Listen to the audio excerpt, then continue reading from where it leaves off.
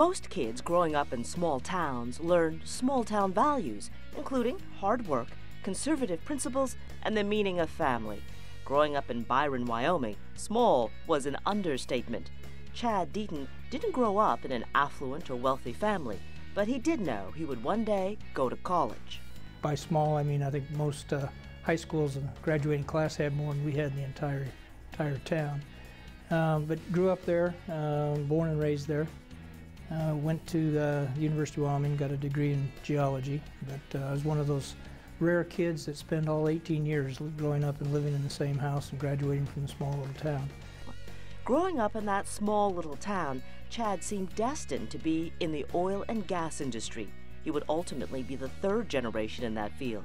In fact, the person who was the biggest influence on his life also influenced his career choice and had a sound impact on Chad's work ethic. Oh, I think I'd have to go back to my dad. As I said, he worked for Marathon Oil Company. He was started out as a roustabout, then a pumper. He had worked 8 hours a day there at Marathon on roustabout or a pumper. And then he'd come home about 5 o'clock and go build pallets, these wooden pallets for companies in northern Wyoming and southern Montana. In weekends, same thing. The man just oozed integrity. In addition to his dad, sports played a vital role in the man he turned out to be.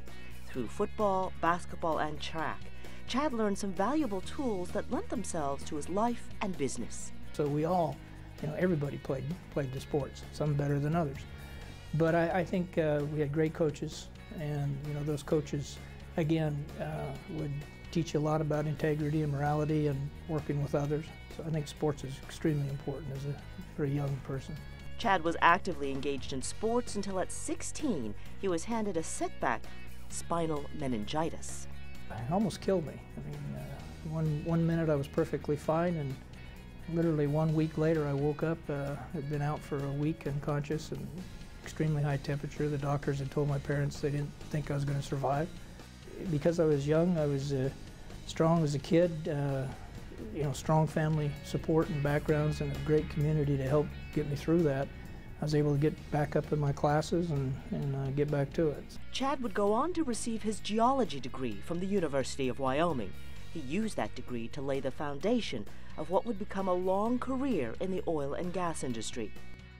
Mr. Deaton believes in order to succeed, you need to start early on your education. If you wait till your senior year and take your first calculus class, you're going to be in trouble. But you need to start in junior high, 5th grade even. Start taking your math, start paying attention to your sciences. Work hard.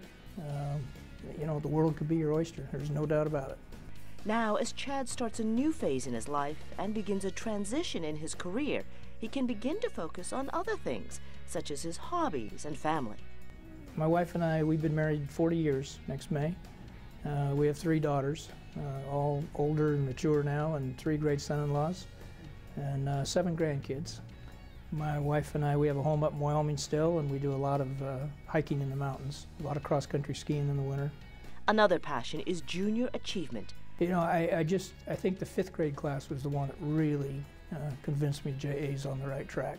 These kids were old enough that they really started to understand some of the fundamentals. You could see the light bulbs go off in their eyes when they really started looking about capitalism and where it could go and business and what it could do. Chad served on the board of directors for Junior Achievement for 8 years and has a very inspiring message for the future generation. It's not so much how much money you make, it's what you could make or what you could do and how you take care of it and how you share with it and where you invest it and so on. And I think these kids that's just built into them. They're ready to learn it.